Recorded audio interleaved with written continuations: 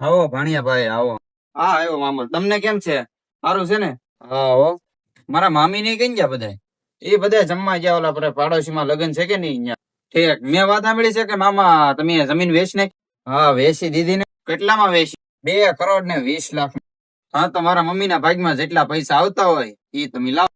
પણ હવે આમાં તારા મમ્મી નો ભાગ ન પડે.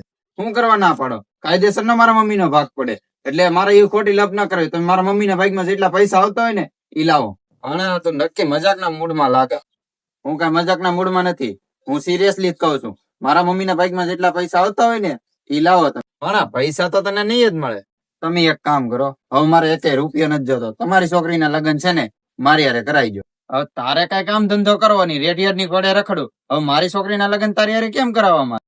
હવે આ બધું તમે પડતું મૂકો. તમે મને ખાલી એમ કહો, હવે તમે શુક્રવારે ક્યાં જતા? કામે જશો, બીજે તો ક્યાં જાવ?